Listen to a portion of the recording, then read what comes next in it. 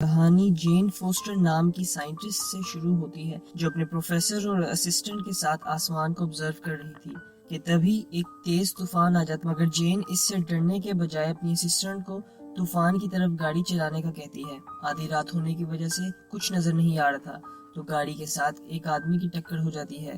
जेन फौरन से उतर के बाहर आती है तो उन्हें एक आदमी मिलता है जिसने कोई भी कपड़े नहीं पहने हुए थे। यहाँ से कहानी पास्ट में चली जाती है और हमें एसगार्ड नाम का शहर दिखाया जाता है जो आसमान पर बना हुआ था। एसगार्ड के किंग का नाम ओडिन होता है। एक दूसरे शहर को भी दिखाया जाता है जिसका नाम मिडगार्ड था। यहाँ पर फ्रॉस्ट जाइंट्स नाम के मॉन्स्टर रहते थे जो अपनी शक्तियों से किसी को भी बर्फ का बना सकते हैं। मिडगार्ड के किंग का नाम लोफी था। मिडगार्ड और एसगार्ड में जंग छिड़ जाती है और किंग ओडिन अपने सिपाहियों की मदद से लोफी और सारे जाइंट्स को हरा देता है और बदले में उनका कॉस्मिक क्यूब अपने साथ ले जाता है। कॉस्मिक क्यूब एक ऐसा हथियार है जो काफी पावरफुल और मजबूत है। जिस भी बादशाह के पास ही होगा उसे हराना बहुत मुश्किल हो जाता है। किंग ओडिन कॉस्मिक क्यूब को अपने महल के एक स्पेशल कमरे में रख देता है और अपने बेटों लोकी और थोर को भी इसकी शक्ति के बारे में बताता है। कहानी कुछ साल आगे चली जाती है। किंग ओडिन थोर को एसगार्ड का किंग बनाने ही वाला था। किंग ओडिन उसे एसगार्ड की जिम्मेदारियां सौंपने ही वाला होता है कि कॉस्मिक क्यूब वाले कमरे में फ्रॉस्ट जायंट्स हमला कर देते हैं। ओडिन को इस बात का पता चल जाता है तो फौरन से अपने खास सिपाही डिस्ट्रॉयर को भेजता है और डिस्ट्रॉयर सारे फ्रॉस्ट जायंट्स को मार डालता है। किंग ओडिन थोर और लोकी के साथ वहां पर आता है। ओडिन ये देखकर खुश होता है कि कॉस्मिक क्यूब अभी भी वहीं है। फ्रॉस्ट जायंट्स के हमले से थोर को काफी गुस्सा आ गया था। वो ओडिन को कहता है कि हमें अभी जाकर लोफी को सबक सिखाना होगा, जिस पर ओडिन मना कर देता है। तो थोर अपने दोस्तों के पास आता है और उन्हें अपने साथ मिडगार्ड चलने का कहता है। थोर के दोस्त मान जाते हैं और वो सारे ब्रिज पर आते हैं जहाँ से उन्हें मिडगार्ड जाना था। ब्रिज पर हाइमडल नाम का गार्ड होता है जिसकी मदद से ही एसगार्ड से बाहर जाया जा सकता है। थोर उसे मिडगार्ड जाने का हुक्म देता है तो हाइमडल अपनी तलवार की मदद से थोर और उसके साथियों के लिए पोर्टल खोल देता है। मिडगार्ड पहुंच के थोर देखता है कि वहां पर कोई भी नहीं है, जिस पर थोर लोफी को आवाज देता है कि बाहर आओ, मैं तुम्हें सबक सिखाने आया हूँ। लोफी उसके पास आता है और उसे मौका देता है कि वो अभी भी वापस जा सकता है। लोकी इस बात पर मान जाता है और लोफी का शुक्रिया अदा करते हुए थोर को वहां से जाने का कहता है। मगर थोर के दिमाग में बदले की आग थी। वो फ्रॉस्ट जायंट से लड़ना शुरू कर देता है जिससे वहां पर एक जंग छिड़ जाती है। एक जायंट लोकी के हाथ को पकड़ता है जिससे लोकी का हाथ भी बाकी जायंट्स की तरह हो जाता है, जैसे वो इन्हीं में से हो। लोकी को ये देखकर थोड़ा अजीब तो लगता है मगर वो इसे इग्नोर कर देता है। थोर ने धीरे धीरे अपने हैमर की मदद से सारे जायंट्स को मार दिया था। तभी लोफी अपने सबसे बड़े शक्तिशाली फ्रॉस्ट बीस्ट को आजाद कर देता है, जिससे डर के थोर के साथी भागने लग जाते हैं। थोर अपने हैमर की मदद से उस बीस्ट को भी हरा देता है। बीस्ट के मर जाने के बाद सारे जायंट्स उनके पास आते हैं। वो काफी गुस्सा थे कि थोर ने उनके बीस्ट को मार दिया है। तभी ओडिन वहां आ जाता है जिसे देखकर थोर बहुत खुश था। उसे लग रहा था कि वो अब अपने पिता के साथ मिलकर सारे जायंट्स को हरा देगा, मगर ओडिन थोर का साथ देने के बजाय लोफी से माफी मांगने लग जाता है। वो लोफी से कहता है कि थोर से गलती हो गई, उसे माफ कर दो, मगर लोफी काफी गुस्से में था।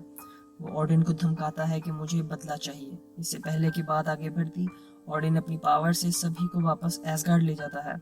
एसगार्ड पहुंचकर ओडिन थोर को डांटता है कि उसके मना करने के बावजूद भी थोर मिडगार्ड गया। थोर भी काफी गुस्से में था। वो अपने फादर से पूछता है कि आपने लोफी से माफी क्यों मांगी, आपको उसे सबक सिखाना चाहिए था।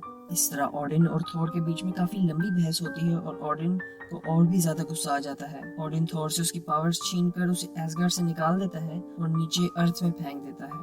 फिर ओडिन उसके हैमर की शक्तियां निकाल कर ये वचन लेता है कि इस हैमर को सिर्फ वही उठा सकेगा जो इसके काबिल हो। ये कहकर ओडिन हैमर को भी अर्थ की तरफ फेंक देता है, जो कहीं और जाकर गिर जाता है। कहानी वापस से प्रेजेंट में आती है जहाँ जेन ने थोर को हॉस्पिटल में एडमिट करा दिया था। जब उसे होश आता है तो थोर डॉक्टर्स को देखकर घबरा जाता है। वो वहां से जाने की कोशिश करता है। नर्सेज और डॉक्टर उसे रोकते हैं मगर थोर उन्हें धक्का देकर साइड पर हटा देता है, जिसकी वजह से थोर को बेहोशी का इंजेक्शन लगाकर शांत कर दिया जाता है। वहीं थोर का हैमर जमीन पर आ चुका था और उसके गिरने से एक बहुत बड़ा सर्कल बन गया था। वहाँ शील्ड का ऑफिसर भी आ जाता है जो अपने एजेंट्स को उधर आने का ऑर्डर करता है। शील्ड बिल्कुल एफबीआई की तरह ही एक एजेंसी है जिसका काम एवेंजर्स और उसके दुश्मनों को दुनिया से दूर रखना था। शील्ड के एजेंट्स जेन की बुक्स और रिसर्च अपने साथ ले जाते हैं ताकि वो थोर के बारे में जान सके। जेन थोर को हॉस्पिटल से डिस्चार्ज करा लेती है। थोर को अपने हैमर के बारे में पता चलता है तो वो उसकी तरफ पैदल ही चलने लगता है। जेन उसे अपनी गाड़ी में लिफ्ट ऑफर करती है क्योंकि वो भी इस बारे में जानना चाहती थी। रात को वो दोनों वहां पर पहुंचकर देखते हैं कि शील्ड ने हैमर के पास काफी सिक्योरिटी कर रखी है और सारे एजेंट से लड़ते हुए हैमर के पास पहुंचता है। वो काफी खुश था कि अब वो अपने हैमर की मदद से वापस जा सकता है। थोर हैमर को उठाने की कोशिश करता है मगर हैमर वहां से बिल्कुल भी नहीं हिलता। इतने में शील्ड के बाकी एजेंट्स वहां पर आकर थोर को गिरफ्तार कर लेते हैं। अगले सीन में थोर जेल में बंद था। लोकी से मिलने आता है। वो बताता है कि किंग ओडिन की डेथ हो गई है।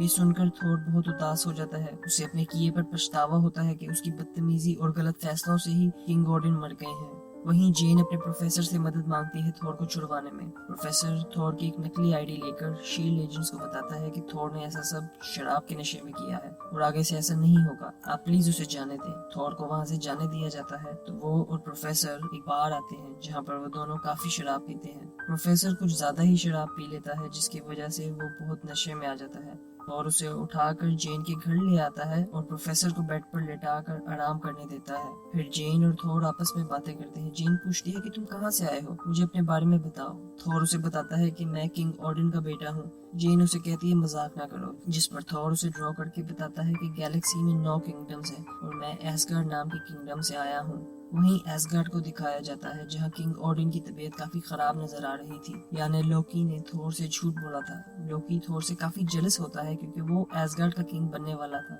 मगर लोकी खुद को एस्गार्ड का किंग समझता था और ऐसा करने के लिए वो किंग ओडिन को मरवाने का प्लान बनाता है। वो उसी कमरे में पहुंचकर कॉस्मिक क्यूब को अपने साथ ब्रिज पर ले आता है। लोकी हाइमडल से पोर्टल खोलने का कहता है मगर हाइमडल ना कर देता है।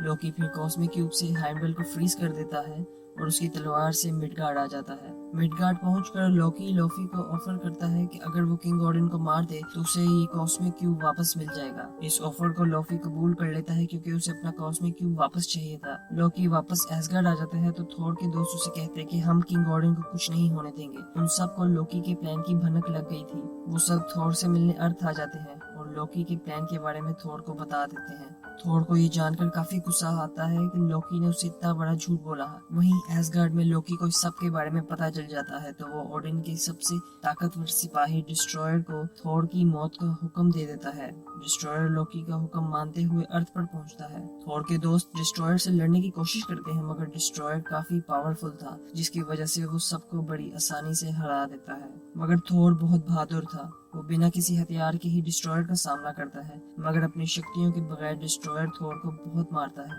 थोर काफी जख्मी हो गया था। वो अपनी आखिरी सांसें ले रहा था कि तभी उसका हैमर अपनी जगह से हिलने लग जाता है, जिस पर हमें किंग ओडिन का वचन याद आता है कि ये हैमर सिर्फ उसे ही मिलेगा जो इसके काबिल बन सके।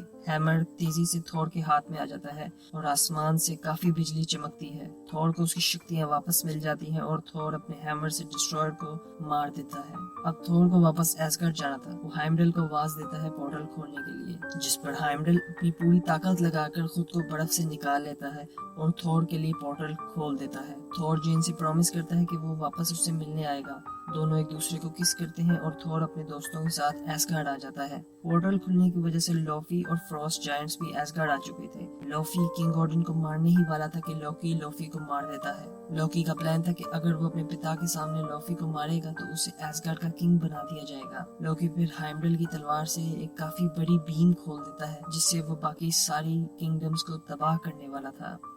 थोर उसे रुकने का कहता है जिस पर दोनों में लड़ाई शुरू हो जाती है। थोर इस बीम को बंद करने की कोशिश करता है मगर लोकी उसे ऐसा नहीं करने देता। इससे पहले कि बाकी किंगडम्स पूरी तरह से तबाह हो जाएं, थोर जल्दी से ब्रिज को तोड़ने लगता है। थोर अपने हैमर की मदद से ब्रिज को तोड़ देता है मगर इससे थोर और लोकी दोनों ब्रिज से गिर जाते हैं। थोर फौरन से ब्रिज को पकड़ लेता है और लोकी अपने भाई को, किंग ओडिन को अब तक होश आ चुका था, वो भी वहाँ आ जाते हैं और अपने बेटों को ब्रिज के ऊपर आने में मदद करते हैं। मगर लोकी अपने पिता को देखकर शर्मिंदा महसूस कर रहा था। वो किंग ओडिन से कहते हैं कि मुझे माफ कीजिएगा फादर, मैं आपके तख्त के काबिल नहीं बन सका। ये कहकर लोकी थोर का हाथ छोड़ देता है और खुद ब्रिज से नीचे गिर जाता है। महल वापस पहुंचकर थोर अपने पिता से माफी मांगता है कि उसने उनकी बात नहीं मानी।